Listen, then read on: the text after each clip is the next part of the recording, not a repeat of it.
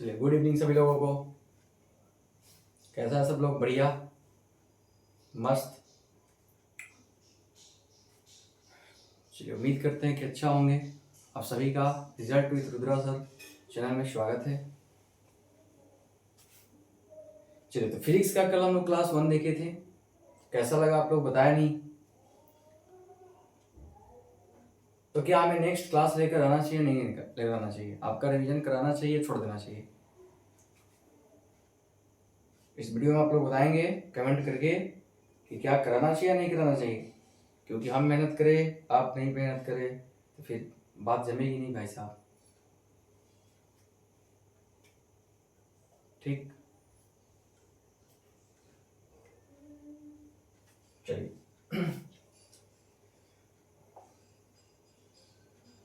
कल 1 चैप्टर का जो है हम करवाया था आपको।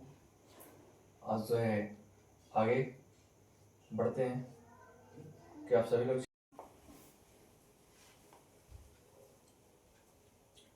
चलिए आगे बढ़े। चलिए आगे बढ़ते हैं, ठीक है। चलिए, यहाँ से याद रखिएगा, किसी चालक की आवेश पहचानने की क्षमता उसकी धरता कहलाती है। प्रयोग से ऐसा पाया जाता है कि जैसे जैसे, ठीक है, इस बात का याद रखना है, जैसे जैसे किसी चालक को आवेश दिया जाता है, आवेश देने पर विभव का मान क्या होता है? बढ़ता है। आवेश बढ़ाने पर विभव का मान क्या होता है? बढ़ता है। आवेश बढ़ाने पर विभव का मान क्या होता है? बढ़ता है। किस स्थिति में सर? धारता की स्थिति में। इस स्थिति में, धारता की स्थिति में, ठीक है। अब देखिए, धारता में आपको क्या निकालना है, ध्यान से देखिए। धारता का क्या क्या जानना है वो देखिए। धारता को किससे सूत्र करते हैं? सी से। किससे? सी से। सी से। सी बराबर होता क्या है? Q upon V। दिया गया आवेश बटा में दिया गया विभवांतर, ठीक है, याद रखिए। इसकी जो है बीमा कितनी होती है? तो बीमा ऊपर लिखा हुआ है कितनी होती है, ठीक है ना। बीमा जो है आप ध्यान रखिए। धारता कैसी राशि? अदिश राशि है। क्यों? क्योंकि ये भी अदिश राशि है, ये भी अदिश राशि है। दोनों अदिश अदिश मिलकर अदिश बना दिए। ऐसा ही मात्रा क्या होता है? तो इसका हो गया कूलाम और इसका हो गया वोल्ट, ठीक है। कूलाम प्रति वोल्ट। कूलाम प्रति वोल्ट को क्या कहते हैं? फराड कहते हैं। क्या कहते हैं? फराड, ठीक है, फराड। सभी लोग बताएंगे, अगर सभी लोग वीडियो देखे हैं और पढ़े हुए हैं तो हमको कमेंट करके बताएंगे कि फराडे किसका मात्रक है। फराडे किसका मात्रक है? सभी लोग कमेंट करके बताएंगे फराडे किसका मात्रक है, ठीक है। फराडे किसका मात्रक है? देखिए, धारता कैसे मात्रक क्या होता है? फराड होता है। क्या होता है? फराड, ठीक है। इसकी बीमा लिखा हुआ है। धारता का व्यवहारिक मात्रक क्या होता है? माइक्रो फराड एवं पीको फराड, ठीक है। पीको फराड एवं माइक्रो फराड किसकी धारता है भाई साहब? तो किसकी है? तो धारिता की है, ठीक है ना। चलिए नेक्स्ट पे चलते हैं। अब यहाँ से याद रखिएगा, ठीक है। धारिता, गोलीय चालक की जो धारिता होती है वो त्रिज्या के समानुपाती होता है, ठीक है। एक फार्मूला होता है, आपको बता देते हैं। C बराबर 4 पाई इप्सिलॉन नॉट इंटू आर। अब यहाँ से इसको अगर हम कांस्टेंट मान लेते हैं तो C समानुपाती किसका हो जाएगा? R का। यानी जो धारिता होती है वो त्रिज्या के क्या होते हैं? समानुपाती होती है। अब यहाँ से बार बार बहुत बार सवाल पूछा जा चुका है कि किसी साबुन के बुलबुले को आवेशित करने पर उसकी आकार क्या होती है, ठीक है, आवेशित करने पर। तो यहाँ पर देखिए, एक चीज हम यहाँ पर आपको पढ़ा दिए, ठीक है ना। क्या पढ़ा है कि किसी चालक को आवेश देते हुए, ठीक है ना, किसी चालक को क्या देते हैं? आवेश, ठीक है। किसी चालक को जब हम आवेश देते हैं तो उसका विभव क्या हो जाता है? बढ़ जाता है। बढ़ता नहीं बढ़ता है? बढ़ता है। किसी चालक को आवेश देते हैं तो विभव क्या हो जाता है? बढ़ जाता है। यानी आवेश बढ़ाएंगे, आवेश बढ़ाने पर, ठीक है, आवेश बढ़ाने पर विभव बढ़ता है। विभव बढ़ता है, विभव बढ़ता है, बिल्कुल बढ़ता है सर, ठीक है ना। आवेश बढ़ाने पर विभव बढ़ता है। जब आवेश बढ़ाएंगे तो विभव का मान क्या होगा? बढ़ेगा, ठीक है ना। जब आवेश बढ़ाएंगे तो विभव का मान क्या होगा? बढ़ेगा। और यहाँ पर है किसी साबुन के बुलबुले को आवेशित कर रहे हैं, तो आवेशित कर रहे हैं तो विभव का मान क्या हो जाएगा? बढ़ जाएगा। बढ़ेगा नहीं बढ़ेगा? बिल्कुल बढ़ेगा। विभव का मान बढ़ जाएगा। किसी साबुन के बुलबुले को आवेशित करने पर उसकी आकार क्या होता है? बढ़ता है कि घटता है? तो जब हम किसी आवेश बढ़ाएंगे तो विभव का मान क्या हो जाएगा? बढ़ जाएगा, ठीक है। विभव का मान क्या हो जाएगा? बढ़ जाएगा। जब विभव का मान बढ़ जाएगा, जब विभव का मान बढ़ जाएगा तो धारिता बढ़ जाएगा, ठीक है। विभव का मान बढ़ जाएगा तो क्या बढ़ जाएगा? धारिता बढ़ जाएगा। विभव का मान बढ़ेगा तो क्या बढ़ेगा? धारिता बढ़ेगा, ठीक है। विभव का मान बढ़ेगा तो क्या बढ़ जाएगा? धारिता बढ़ेगा। कैसे धारिता बढ़ जाएगा? कैसे धारिता बढ़ जाएगा? तो देखिए कैसे बढ़ेगा धारिता, ठीक है। ऐसा भी समझिए कि जब आवेश का मान बढ़ाएंगे, किसका मान बढ़ाएंगे? आवेश का, तो धारिता क्या हो जाएगा? बढ़ जाएगा। आवेश बढ़ाने पर धारिता क्या हो जाएगा? बढ़ जाएगा। आवेश बढ़ाएंगे तो धारिता क्या हो जाएगा, बढ़ जाएगा। जब आवेश बढ़ाएंगे तो धारिता बढ़ जाएगा, और धारिता बढ़ जाएगा, धारिता बढ़ेगा तो आर बढ़ जाएगा, ठीक है। और आर बढ़ जाएगा यानी त्रिज्या बढ़ जाएगा तो आकार बढ़ जाएगा। त्रिज्या बढ़ेगा तो क्या बढ़ेगा, आकार। चाहे वो आप धनावेशित करें या ऋणावेशित करें, दोनों से आकार बढ़ेगा। चलिए आगे देखिए, किसी साबुन के बुलबुले को आवेशित धनात्मक करें या ऋणात्मक करें, दोनों इसमें धारिता क्या आती है, बढ़ जाती है। इस फार्मूला को याद रखिएगा, एक फार्मूला यहाँ पर है, ठीक है ना, एक फार्मूला यहाँ पर है, एक फार्मूला के आपको बता देते हैं, इससे कैसे सवाल बनते हैं आपको ये बता देते हैं, सवाल कैसे आएगा, कैसे सोल्व करना है। सोल्व ये करना है, सवाल ये आएगा कि किसी 64 बूंद है, 64 समरूप बूंद है, ठीक है ना, कितना बूंद है, 64 समरूप बूंद है, ठीक है। और प्रत्येक बूंद की जो धारिता है वो 5 माइक्रोफैराड है, ठीक है। धारिता कितनी है, 5 माइक्रोफैराड, ठीक है। 64 को मिलकर एक बड़ा बूंद बनाया जाता है, ठीक है। 64 को मिलाकर क्या बनाता है, एक बड़ा बूंद। तो इसकी धारिता क्या होगी, बड़े बूंद की धारिता क्या होगी।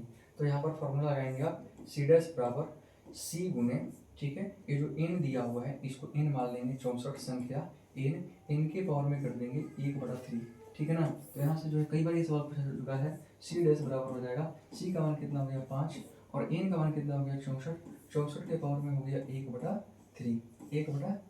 हो गया 5 गुने 64 में a के पावर 1/3 कितना हो जाएगा, तो 4 हो जाएगा, कितना हो जाएगा 4, तो पंचों का कितना हो गया 20 माइक्रोफैराड हो गया, ठीक है, 20 माइक्रोफैराड। ऐसा सवाल कई बार पूछा जा चुका है, तो इसको जो है घबराइएगा नहीं, आप बना दीजिएगा, ठीक है। अरे मिटा दिए क्या, ओ अब तो भैया गुरु जी मिटा दिए, अच्छा कोशिश कर रहे किया है, नहीं आ रहा है, अच्छा और ऑप्शन में देखते हैं, इंसेक्ट क्लीन,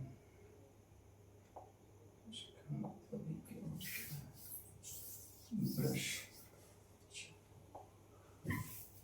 इसमें भी नहीं आ रहा,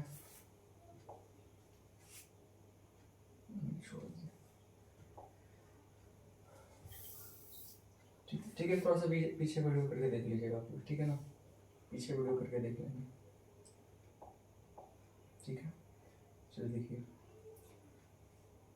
चलिए आप यहाँ पर फॉर्मूला याद रखिए, फॉर्मूला क्या रखना है, याद रखना है, ठीक है ना। फॉर्मूला आपको याद रखना है, फॉर्मूला आपको क्या रखना है, याद रखना है, ठीक है। देखिए फॉर्मूला क्या रखना है, याद रखना है। देखिए हमारा विद्युत ऊर्जा U है, विद्युत ऊर्जा कितनी है, U है, विद्युत ऊर्जा U है। तो U का जो फॉर्मूला होता है, U बराबर होते हैं, विद्युत ऊर्जा बराबर 1/2 गुने Q स्क्वायर बटा में C। Q क्या है बताइए, Q क्या है, Q क्या है बताइए, सब लोग बताएंगे कमेंट करके, Q क्या है। Q आवेश है और C क्या है, धारिता है, C क्या है, धारिता है, C क्या है भाई साहब, धारिता है। तो U बराबर होता है 1/2 गुने Q स्क्वायर बटा C। अब यहाँ से एक और फॉर्मूला होता है Q, ठीक है, U बराबर 1/2 CV स्क्वायर, 1/2 CV स्क्वायर, ठीक है ना, 1/2 CV स्क्वायर होता है, याद रखिएगा 1/2 CV स्क्वायर। एक और फॉर्मूला होता है 1/2 QV, 1/2 QV एक और फॉर्मूला होता है। तीनों फार्मूला याद रखेंगे, ठीक है, तीनों का तीनों फार्मूला याद रखिएगा, ये तीनों फार्मूला कहीं पर भी लग जाएगा। कौन सा फार्मूला सर कहाँ लगेगा, क्यू दिया हो, आवेश दिया हो, धारिता दिया हो, ऊर्जा निकालना हो तो ये फार्मूला लगाएंगे, धारिता दिया हो, वोल्ट दिया हो, वोल्टेज दिया हो, विभव दिया हो तो ये फार्मूला लगाएंगे, और आवेश और वोल्टेज दिया हो और ऊर्जा निकालना हो तो ये फार्मूला लगाएंगे, ठीक है। चलिए उभयनिष्ठ विभव क्या होता है, देखिए उभयनिष्ठ विभव, ठीक है ना, कुल आवेश बटा में कुल धारिता, ठीक है। उभयनिष्ठ विभव का फॉर्मूला ये होता है, ठीक है। हालांकि इसे सवाल अभी तक आया नहीं है, लेकिन आप जो याद कर लेंगे, पहले की धारिता गुने पहले का विभव, दूसरे की धारिता गुने दूसरे का विभव, और बटा में हो गया पहले की धारिता प्लस में दूसरे की धारिता, ठीक है। चलिए ये चीज़ें याद रखिएगा। देखिए ये जो है समांतर प्लेट संचयक की जो है समांतर प्लेट संचयक की जो है धारिता का ये समीकरण है, समांतर प्लेट संचयक की धारिता का ये जो है सूत्र है। अब यहाँ पर लिखा होगा स्पष्ट रूप से, जब दोनों प्लेटों के बीच माध्यम नहीं हो, ठीक है, जब माध्यम नहीं हो, ठीक है ना, जब माध्यम नहीं हो, दोनों प्लेट के बीच माध्यम नहीं हो, यानी टी जो है जीरो है, टी क्या है तो माध्यम है, ठीक है ना। तो इसे वायु प्लेट संचक कहा जाता है। क्या कहता है? वायु प्लेट संचक। या माध्यम नहीं है तो जीरो, इस कंडीशन में इसकी वैल्यू आ गई एप्सिलॉन नॉट इनटू ए और अपॉन में डी, क्योंकि जीरो और बटा में एप्सिलॉन आर की वैल्यू, जीरो बटा में एप्सिलॉन आर क्या हो गया तो आपको जीरो हो गया, तो डी बच गया। अब यहाँ सब याद रखिए, दूरी बढ़ेगा, दो संचक, दो प्लेटों के बीच की दूरी को बढ़ाएंगे तो धारिता घटेगा, घटेगा नहीं घटेगा, और अगर क्षेत्रफल बढ़ाएंगे तो धारिता बढ़ेगा। अब यहाँ से सवाल कई बार 2 नंबर में पूछा जा चुका है कि धारिता किन बातों पर निर्भर करती है। तो धारिता निर्भर करती है दोनों प्लेटों के बीच की दूरी पर, प्लेटों के बीच के माध्यम पर, प्लेटों की प्रकृति पर और प्लेटों के क्षेत्रफल पर। प्लेटों के आकार पर, आकृति पर, क्षेत्रफल पर, दोनों प्लेटों के बीच की दूरी पर और माध्यम पर भी निर्भर करता है। इसमें निर्भर करता है माध्यम पर, ठीक है ना। जैसे ही एप्सिलॉन का मान रखिएगा तो आपको पूरा का पूरा जो है मान कुछ और आ जाएगा, ठीक है ना। चलिए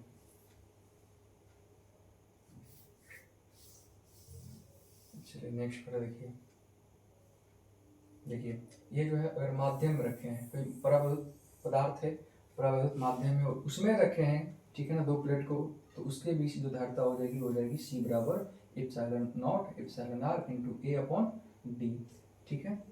चलिए बहुत बढ़िया सर। देखिए एक हो गया हवा में, एक हो गया दोनों प्लेटों के बीच क्या हो जब माध्यम हो, और एक हो गया जब दोनों प्लेटों के बीच क्या हो धातु हो। एकदम तीनों को तीनों लिख लेंगे, ठीक है, तीनों के तीनों क्या कर देंगे लिख लेंगे। देखिए जब शून्य में रखें, शून्य में, ठीक है, निर्वात में रख दिए, दो प्लेटों को निर्वात में रख दिए, तो धारिता क्या हो जाएगी एप्सिलॉन नॉट ए अपॉन में डी, ठीक है। दोनों के दोनों किसी परावैद्युत माध्यम में रख दिए, परावैद्युत माध्यम में, ठीक है, तो एप्सिलॉन नॉट एप्सिलॉन आर और ए अपॉन में डी। और अगर आप कहाँ रख दिए, अगर आप रख दिए धातु में, कहाँ रख दिए धातु में, तो हो जाएगा एप्सिलॉन नॉट ए अपॉन में डी माइनस टी। बिल्कुल दिक्कत है। अब आप कहेंगे सर टी क्या है, तो टी वही है कि उस धातु की परावैद्युत, मतलब उस धारा की धातु की मान कितनी है, उसकी जो है विद्युतशीलता कितनी है, वो टी का मान हो जाएगा। चलिए नेक्स्ट पे चलिए।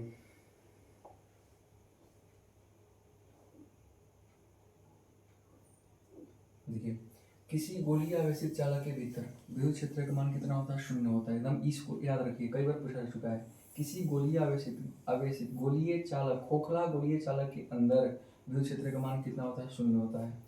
किसी आवेशित गोलीय चालक के अंदर विभव का मान कैसा होता है, कई बार पूछा चुका है। विभव समरूप होता है, नियत होता है, विभव समरूप होगा और विद्युत क्षेत्र शून्य होगा, ठीक है। गोलीय चालक के सतह पर विभव का मान अंदर के किसी बिंदु पर विभव का मान क्या होता है, बराबर होता है। और ये भी याद रखना है, ठीक है ना, ऊपर में क्या होता है, समरूप होता है, इसी वजह से जो है समविभव तल होता है। तल कैसा होता है, समविभव तल, ठीक है ना, क्योंकि हर जगह विभव का मान क्या होता है, समरूप होता है, बराबर होता है। ऊपर बाहर में भी बराबर होता है और अंदर में भी क्या होता है, बराबर होता है, याद रखिएगा। चलिए यहाँ से याद रखिए, समांतर प्लेट संचय धारिता को प्रभावित करने वाले कारक है, ये तो 2 नंबर में है, ठीक है, तो इसको जो है नहीं बताएंगे तो कोई दिक्कत नहीं है, 2 नंबर में इसको करवा देंगे आपको, ठीक है ना। तो यहाँ से याद रखिए, ठीक है, यहाँ से याद रखिए।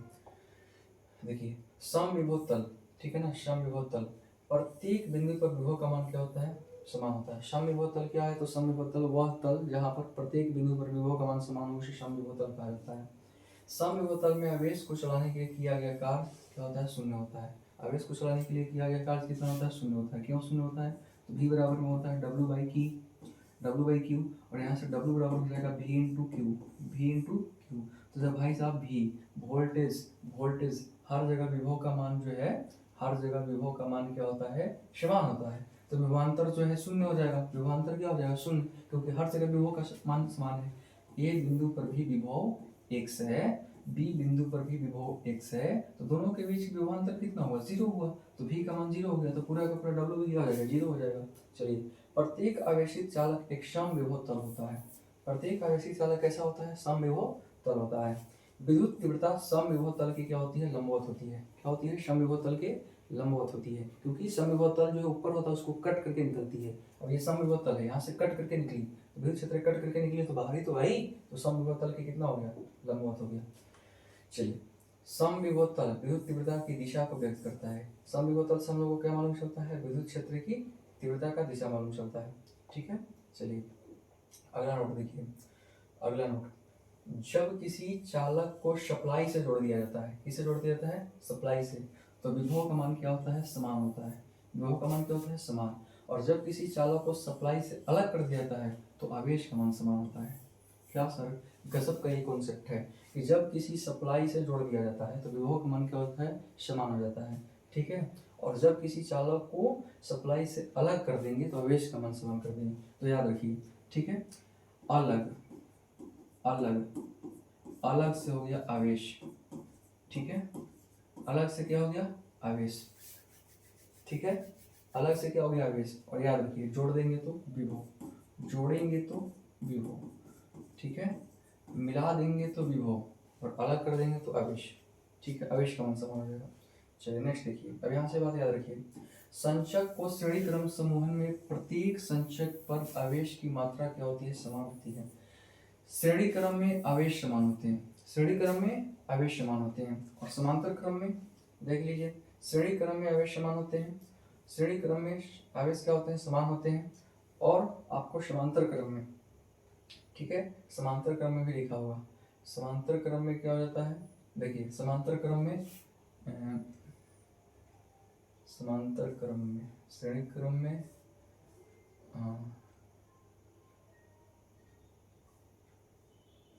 देखिए श्रेणी क्रम समूह में आवेश का मान समान होता है, समांतर क्रम में विभवांतर समान होता है। कहाँ नहीं दिया है क्या? सॉरी,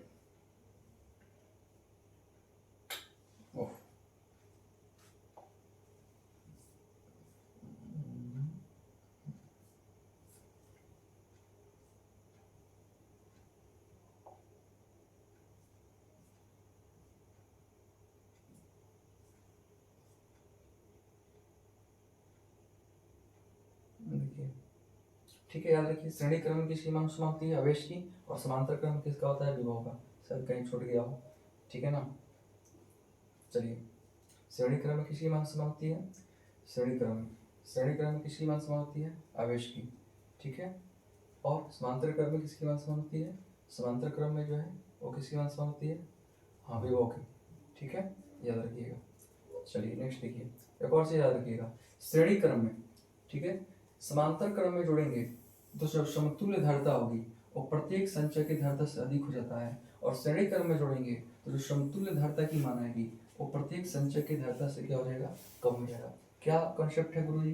जैसे मान के चलिए, ए है, ए एक संधारित्र है, बी है, सी है। अगर इसको हम श्रेणी क्रम में जोड़ दिए और तीनों को जोड़ के एक हम अलग संधारित्र बनाए जिसकी धारिता जेड है, ठीक है, तो अगर हम श्रेणी क्रम में जोड़ेंगे तो ये जो जेड का मान आएगा तीनों से कम होगा, ए से भी कम होगा, बी से भी कम होगा, सी से भी कम होगा। लेकिन अगर इसको हम समांतर क्रम में जोड़ देते हैं, ए को समांतर क्रम में, बी को समांतर क्रम में और सी को समांतर क्रम में, और इस बार जो समतुल्य धारिता हो गया जेड, इसकी जो मान आएगी वो ए से भी ज़्यादा होगा, बी से भी ज़्यादा होगा और सी से भी क्या होगा? ज़्यादा होगा। ये कॉन्सेप्ट है। ठीक है, नेक्स्ट देखिए, नेक्स्ट, ठीक है, अगर आप किसी 5-6 धारिता को ले लिए और सबका जो है 500 संचक को ले लिए, संधारित्र को ले लिए और सबकी धारिता बराबर है, उसको एक बार समांतर क्रम में जोड़ दिए। किस में जोड़ दिए? समांतर क्रम में। और फिर एक बार उसको श्रेणी क्रम में जोड़ दिए। किसमें जोड़ दिए? श्रेणी क्रम में। तो दोनों को जो समतुल्य धारिता की अनुपात होगी, ठीक है ना, वो हो जाएगा इन स्क्वायर। क्या बात है सर, फिर से समझाइए, नहीं है समझ में?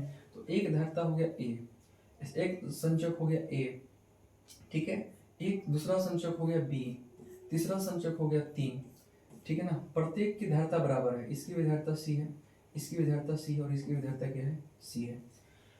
इसको एक बार श्रेणी क्रम में जोड़ दिए। किस में जोड़ दिए? श्रेणी क्रम में। और एक बार समांतर क्रम में जोड़ दिए। ठीक है, तो समांतर क्रम में जोड़ दिए हैं और श्रेणी क्रम में जोड़ दिए हैं, तो जो जेड यहाँ आया समतुल्य धारिता और जो यहाँ जेड समतुल्य धारिता है, इन दोनों का जो अनुपात होगा वो इन स्क्वायर के बराबर होगा। यानी जितने भी संचक होंगे, 5 गो संचक है, ठीक है, तो जो धारिता होगी वो क्या हो जाएगी? तो 5 का स्क्वायर कर देंगे, 25 हो जाएगी। अनुपात क्या हो जाएगा? 25।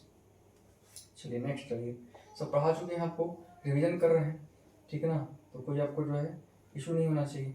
यहाँ से याद रखिएगा, ऊर्जा घनत्व का मान कितना होता है? ऊर्जा घनत्व 1/2 विद्युत ऊर्जा घनत्व।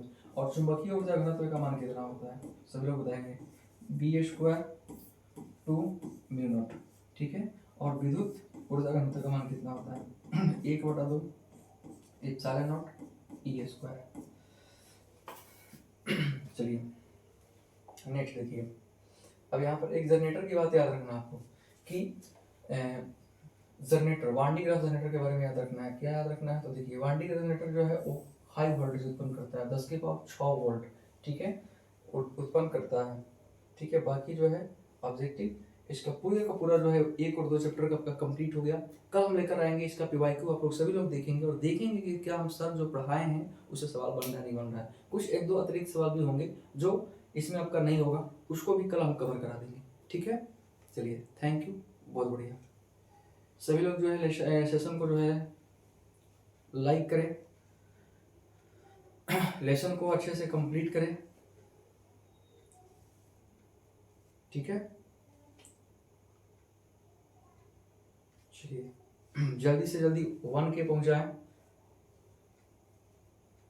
अपनी जो है यूट्यूब चैनल फैमिली को, हाँ जल्दी बढ़ा करें। चलिए ठीक है, थैंक यू।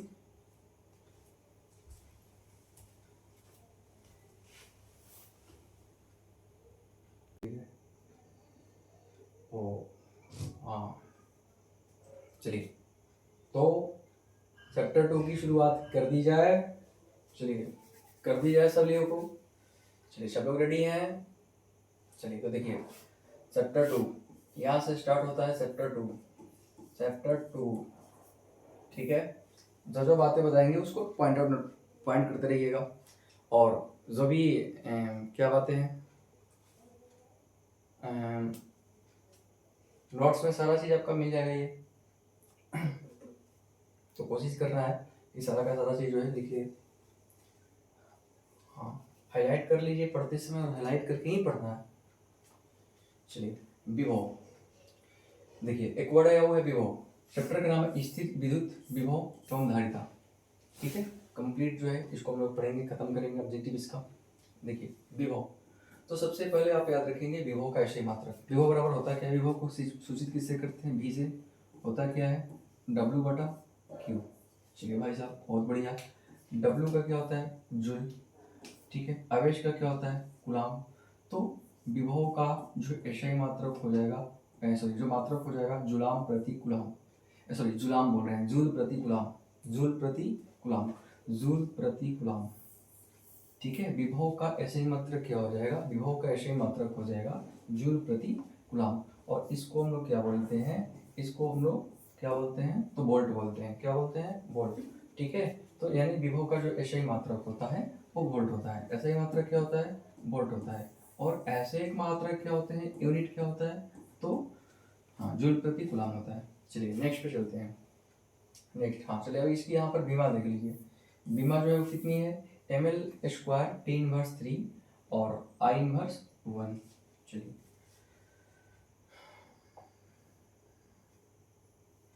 ठीक। चलिए राशि कौन सा है? ये अदिश राशि है। कौन सी राशि है? अदिश राशि है। अब देखिए यहाँ से V बराबर होता है W/K, तो W बराबर हो जाएगा Q × V, यानी वर्ग का एक और ऐसे मात्रक यहाँ से आप लिख सकते हैं वोल्ट इंटू कूलाम।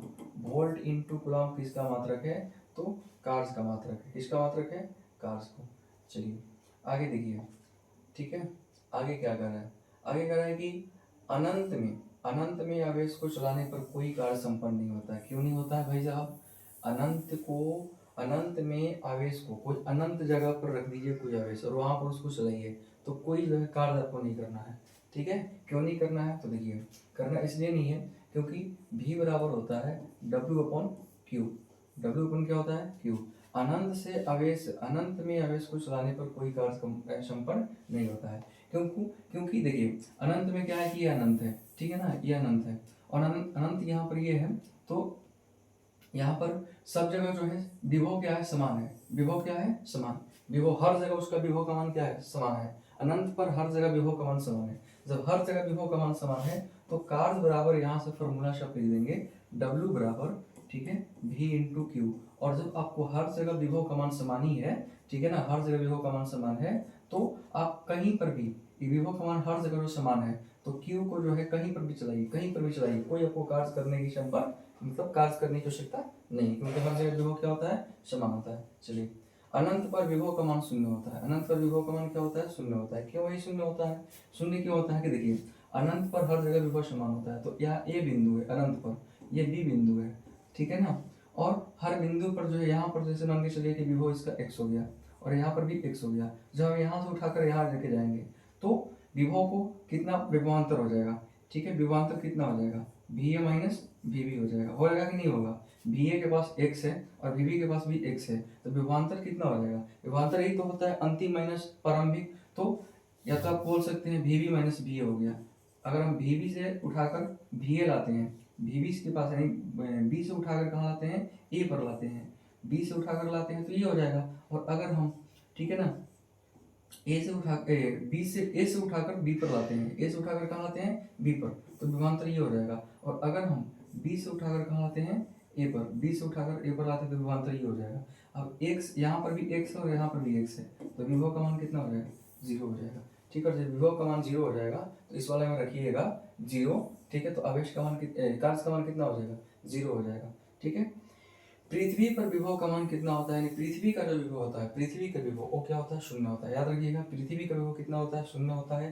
अनंत पर विभव का मान शून्य होता है। अनंत में किसी भी आवेश को जब चलाते हैं तो कोई कार्य संभव नहीं होता है। भाई साहब बहुत अच्छी सवाल आपको बताया गया है, ठीक है। अब यहाँ से एक सवाल याद रखिए, ठीक है ना, आवेश के कारण, किसके कारण, आवेश के कारण, आवेश के कारण किसी बिंदु पर विद्युत विभव जो है, विद्युत विभव जो है वो दूरी के क्या होता है, दूरी के व्युत्क्रमानुपाती होता है। दूरी के क्या होता है, व्युत्क्रमानुपाती, याद रखिएगा, दूरी के क्या होता है, व्युत्क्रमानुपाती होता है, किसके कारण, आवेश के कारण, किसके कारण, आवेश के कारण। और कल के डेट में यही पूछेगा कि द्विध्रुव के कारण बताइए, यही रिलेशन द्विध्रुव के कारण बताइए, बताइए कि द्विध्रुव के कारण, किसी द्विध्रुव के कारण जो है विभव जो है और दूरी के क्या होता है, क्या रिलेशन होता है, तो दूरी के वर्ग के व्युत्क्रमानुपाती होता है, ठीक है ना, एकदम रट लीजिए इसको, एकदम सवाल आपसे पूछा जाएगा। आवेश कहेगा तो दूरी के व्युत्क्रमानुपाती, और द्विध्रुव कहेगा तो दूरी के वर्ग के व्युत्क्रमानुपाती कहेगा। हाँ समझ में आ गया।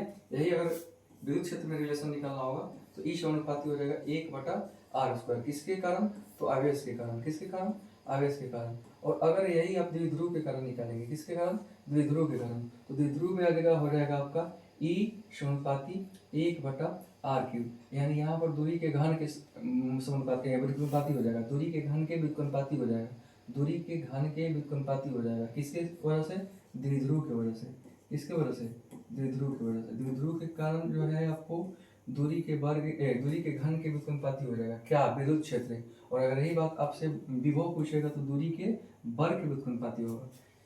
चलिए नेक्स्ट पेज रहिए, देखिए यहाँ पर आपको एक रिलेशन निकाला जाएगा, यहाँ पर देखेंगे अगला चीज जो है, ठीक है।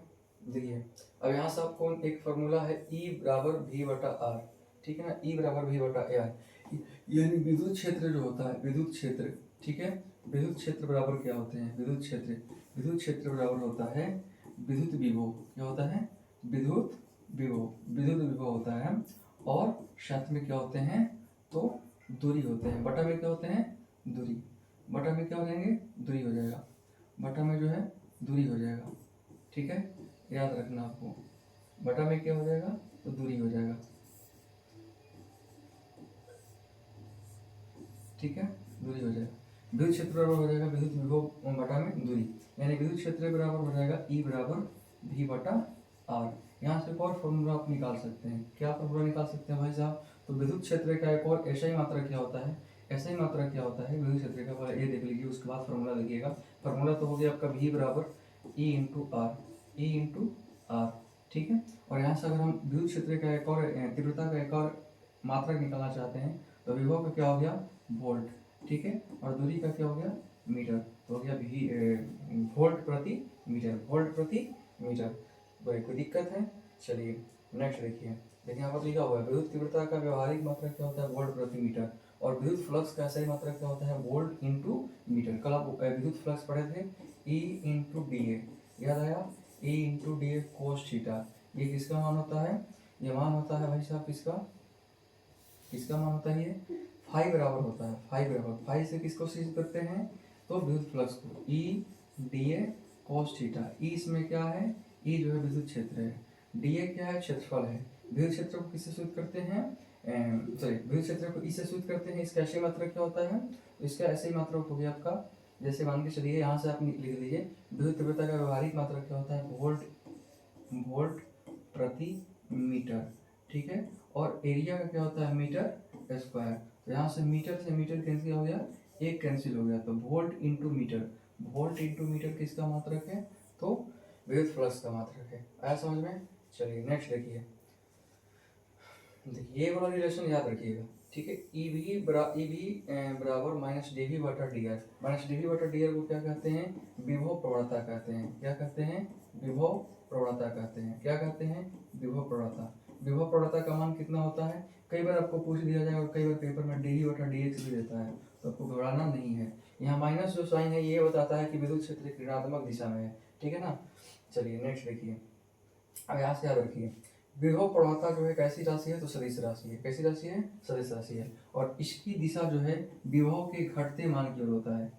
इधर वैल्यू होता है इसके, किसका मान मतलब इसका दिशा की ओर होता है, विभव के घटते मान की ओर होता है। विभव के घटते मान की ओर होता है, ठीक है ना। याद रखिएगा इस चीज को, विभव के घटते मान की ओर होता है, ठीक है। जो विभव होता है, विभव तो पढ़ ही लिए, विभव के जो है घटते मान की ओर इसका होता है, ठीक है। तो एक एक चीज़ों को जो है आपको जो है एकदम नोट करके और पढ़ना है, किसी भी चीज़ को नज़रअंदाज करने की आवश्यकता आपको नहीं है। यहाँ पर विभव पढ़ा था। चलिए आगे देखिए, यहाँ से आप नोट समझिए। देखिए विद्युत द्विध्रुव के कारण लंबवत संधिभाजक किसी बिंदु पर विभव का मान क्या होता है, शून्य होता है। यानी निरक्षीय स्थिति में, किस स्थिति में, निरक्षीय। क्वेश्चन पूछा जाएगा आपसे, निरक्षीय स्थिति में, निरक्षीय स्थिति में विभव का मान कितना होता है, ठीक है ना। द्विध्रुव के कारण निरक्षीय स्थिति में विभव का मान कितना होता है, तो निरक्षीय स्थिति में विभव कितना होता है भाई साहब, विभव जो है वो शून्य होता है। कितना होता है, शून्य। विभव कितना होता है, शून्य होता है, ठीक है ना। क्यों शून्य होता है, तो देखिए फॉर्मूला होता है विभव निकालने का, पी ए वी बराबर 1/4 पी कॉस 90 डिग्री बटा में आर स्क्वायर। अगर कॉस 90 डिग्री का मान जो है यहाँ पर कॉस 90 डिग्री का वैल्यू रखिएगा जीरो, तो पूरा का पूरा क्या कर देगा, जीरो कर देगा, ठीक है। इसलिए क्या होता है, शून्य होता है। चलिए इसी में जो है अगर अक्षीय में रखते हैं, तो अक्षीय में जो है थीटा का मान कितना डिग्री हो जाता है, 0 डिग्री। अक्षीय में कितना डिग्री होता है, 0 डिग्री। अक्षीय में कितना होता है, 0। निरक्षीय में कितना होता है, तो निरक्षीय में 90 डिग्री। निरक्षीय में कितना हो जाता है, 90 डिग्री हो जाता है। निरक्षीय में कितना होता है, 90 डिग्री भाई साहब हो जाता है, ठीक है ना। निरक्षीय में 90 डिग्री, 90 डिग्री की वजह से जो है cos 90 का मान जो है वो 0 हो जाता है, ठीक है ना। और 0 होने की वजह से ही पूरा का पूरा सिस्टम ही 0 कर देता है, ठीक है। लेकिन यहाँ पर जो है अक्षीय स्थिति में विभव का जो मान होता है वो होता है v बराबर 1/4 गुने p बटा आर स्क्वायर। सर इसको याद रखिएगा, ठीक है ना। अक्षीय में, लेकिन ज़्यादातर निरक्षीय में पूछता है, ये भी याद रखना है, ठीक है। चलिए अब देखिए यहाँ पर ये फार्मूला हमेशा याद रखना है, ठीक है, कि दो आवेशों के बीच की जो स्थिति जो जगह फार्मूला होता है, U बराबर होता है 1/4 ठीक है ना, इंटू Q1 और Q2 बटा में R, ठीक है। और ये मान हमेशा ऋणात्मक होता है। क्या होता है, ऋणात्मक, ठीक है, ये भी याद रखिएगा। ऐसे विद्युत ऊर्जा का मान धनात्मक एवं ऋणात्मक दोनों हो जाता है। क्या होता है, धनात्मक भी और ऋणात्मक भी, ठीक है ना। क्योंकि जब इसको आप प्लस रखेंगे, इसको प्लस रखेंगे, इसको प्लस रखेंगे, तो क्या हो जाएगा, धनात्मक हो जाएगा। इसको माइनस रखेंगे, इसको माइनस रखेंगे तो धनात्मक होगा। इसको प्लस रखेंगे और इसको माइनस रखेंगे तो क्या हो जाएगा, ऋणात्मक हो जाएगा, ठीक है। चलिए नेक्स्ट देखिए, नेक्स्ट देखिए आप, नेक्स्ट, ठीक है ना। देखिए सजातीय आवेशों के लिए स्थितिज ऊर्जा का मान धनात्मक होता है, ठीक है, जबकि विजातीय आवेशों के लिए स्थितिज ऊर्जा का मान क्या होता है, ऋणात्मक। क्यों भाई साहब, तो आप फार्मूला पढ़िए अभी, के जो है के Q1 Q2 और बटा में आर स्क्वायर। कारण सजातीय के लिए अगर दोनों प्लस प्लस होंगे, ठीक है, तो दोनों प्लस में गुना आप करेंगे, दोनों प्लस में गुना करेंगे तो मिलेगा भी क्या भाई साहब, तो प्लस ही ना मिलेगा। तो सजातीय में, सजातीय आवेशों के लिए क्या होते हैं, धनात्मक होते हैं। क्या होते हैं, धनात्मक। दोनों माइनस कर दिए, माइनस कर दिए दोनों, अगर दोनों माइनस कर दिए तो भी क्या मिलेगा हमको, प्लस ही ना मिलेगा। और अगर एक प्लस और एक माइनस कर दिए, एक प्लस और एक माइनस कर दिए, ठीक है, तो क्या मिलेगा, ठीक है, क्या मिलेगा, ऋणात्मक मिलेगा। वही कह रहा है विजातीय, ये दोनों विजातीय हुए। विजातीय में स्थिति ऊर्जा का मान क्या होता है, ऋणात्मक, और सजातीय में स्थिति ऊर्जा का मान क्या होता है, धनात्मक होता है। ठीक है, चलिए नेक्स्ट पे चलते हैं। जब दो आवेशों के बीच विकर्षण होता है, क्या होता है, विकर्षण। अच्छा ये बताइए विकर्षण कब होता है, सजातीय में विकर्षण होता है। अभी अब पढ़े सजातीय, अभी अब पढ़े सजातीय रहेगा तो क्या होगा, सजातीय रहेगा तो धनात्मक होगा। पढ़े कि नहीं पढ़े, बिल्कुल पढ़े, बिल्कुल पढ़े।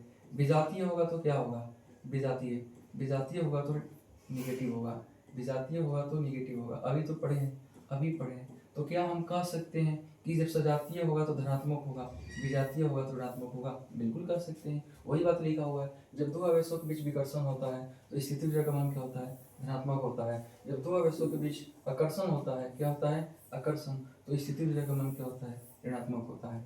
ठीक है, अब आगे देखिए, गुरुत्वीय स्थिति ऊर्जा का मान हमेशा क्या होता है, ऋणात्मक होता है।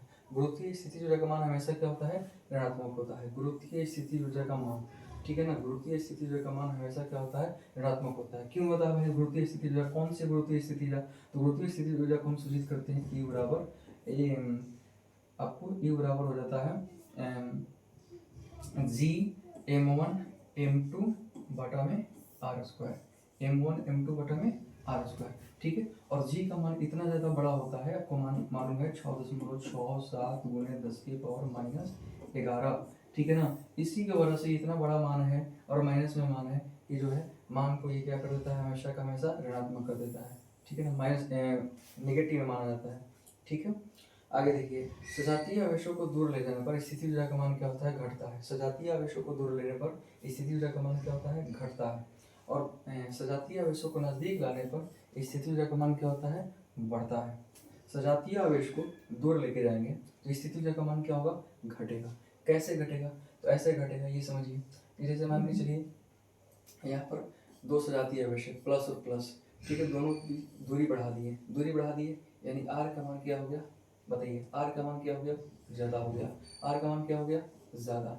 जब आर का मान ज़्यादा हो गया, आर का मान ज़्यादा हो गया तो फार्मूला क्या है, फार्मूला है भाई साहब यू बराबर 1/4 pi epsilon not Q1 Q2 और बटा में आर। आर का मान जब ज़्यादा होगा, बताइए आर का मान जब ज़्यादा होगा तो यू का मान घटेगा कि नहीं घटेगा, घटेगा, बिल्कुल घटेगा। तो सजातीय आवेशों को दूर ले जाने पर यानी आर का मान बढ़ेगा तो यू का मान क्या होगा, घटता है। और अगर नज़दीक लाएंगे तो आर का मान कम होगा। जब आर का मान कम होगा, आर का मान क्या होगा, कम, तो यू का मान क्या होगा, बढ़ेगा। बढ़ेगा कि नहीं बढ़ेगा, तो वही कह रहा है कि जब नज़दीक लेके आएंगे तो स्थिति ऊर्जा का मान क्या हो जाएगा, बढ़ जाएगा। ठीक है, चलिए नेक्स्ट चलते हैं, आ रहा समझ में। चलिए, विजातीय आवेशों को नजदीक लाने पर स्थिति ऊर्जा का मान घटता है। ठीक है ना, उल्टा होता है, विजातीय आवेशों को नजदीक लाएंगे, ठीक है ना, विजातीय आवेश को, क्योंकि विजातीय आवेश निगेटिव होता है, क्या होता है, निगेटिव। ठीक है ना, ये तो बात आपको मालूम है। ठीक है ना, तो 1/4 पाई एप्सिलॉन नॉट, ठीक है, ठीक है, और माइनस में आता है ये Q1 Q2 और बटा में R। ठीक है, अब हम क्या कर रहे हैं, विजातीय आवेशों को नजदीक ला रहे हैं, नजदीक ला रहे हैं। जब नजदीक लाएंगे, ठीक है, जब नजदीक लाएंगे, नजदीक लाएंगे तो आर का मान क्या होगा, आर का मान क्या होगा, घटेगा। जैसा ये मान के चलिए, आपको ऐसा समझा देते हैं, जैसे मान के चलिए 1/4 पाई एप्सिलॉन नॉट गुणे Q1 Q2 का मान जो है, मान लेते हैं हम, मान लेते हैं, आवेश तो बदल नहीं रहा है, दूरी की बात कर रहा है, तो इसकी बात जो है इतनी वैल्यू हम मान लेते हैं 100 है। कितनी है, 100। ठीक है, अब देखिए दूरी जो है 20 है, कितनी है, 20। जब 20 दूरी है, जब दूरी 20 है और दोनों विजातीय आवेश हैं, क्योंकि विजातीय आवेश में क्या होता है, विजातीय आवेश में जो है वो आपको विजातीय आवेश में निगेटिव मान आता है। तो विजातीय आवेश के लिए हम पहले निगेटिव लिख देते हैं 1/4 पाई एप्सिलॉन नॉट, ठीक है, गुणे Q1 Q2 बटा में R। बोले यहाँ तो कोई दिक्कत, बिल्कुल नहीं सर, यहाँ में कोई दिक्कत नहीं है। तो लिख दिए minus 1/4 pi epsilon not Q1 Q2 का मान कितना दिया हुआ है, 100 दिया है। ठीक है, 100 दिया है। R का मान कितना दिया है, 20 दिया है। तो इसकी मान कितनी आएगी, -5 आएगी। आएगी या नहीं आएगी, बिल्कुल आएगी। चलिए अब हम कंडीशन अप्लाई करते हैं। कंडीशन अप्लाई क्या करते हैं, ये दोनों कंडीशन अप्लाई करते हैं, ये वाला भी और ये वाला भी, दोनों कंडीशन पहले करते हैं कि नज़दीक लाते हैं। जब हम नज़दीक लाएंगे, नज़दीक लाएंगे तो बताइए आर का मान घटेगा कि बढ़ेगा, जब नज़दीक लाएंगे तो आर का मान घटेगा। आर का मान घटेगा, नज़दीक लाएंगे तो दूरी कम होगा, कम होगा तो आर का मान घटेगा। मान के चलिए नज़दीक लाएं तो आर का मान 20 से 10 हो गया, कितना हो गया, 20 से 10 हो गया, ठीक है 20 से 10 हो गया। जब ये 10 मान रखे हम तो -100, 1/4 गुणे Q1 Q2 का मान कितना हो गया -100, और R का मान रख दिए 10। अभी जब हम कटा दिए तो मान कितना आया, -10 आया। अब आप बताइए -5 बड़ा है कि -10 बड़ा है, -5 बड़ा है बाकी -10 बड़ा है, सर -5 बड़ा है, -5 बड़ा है, -10 क्या है, छोटा है, तो मान छोटा आया है, मतलब पहले की अपेक्षा कम आया है। कम आया है कि ज़्यादा है, कम आया है। कम कब आया है, जब नज़दीक लाया गया है, ठीक है नज़दीक लाया गया है तो मान क्या होता है, घटता है। और विजातीय आवेशों को दूर लाने पर स्थिति ऊर्जा का मान क्या होता है, बढ़ता है। कैसे, जैसे मान के चलिए दूर लेके चल गए और जो है आपको 20 से हम 25 कर दिए, आर का वैल्यू जो है 25 कर दिए, दूर लेके जाएंगे तो बढ़ेगा, ठीक है। इस कंडीशन में यू का जो वैल्यू निकाले वो -100 और बटा में 25, तो अब मान कितना है यू का, अब मान है यू का -4। अब बताइए -4 बड़ा कि -5 बड़ा, तो -4 बड़ा। तो हम अगर हम दूर लेके जाते हैं, दूर लेके जाते हैं तो मान क्या होता है, बढ़ जाता है, और नज़दीक लेके आते हैं तो क्या होता है, घट जाता है।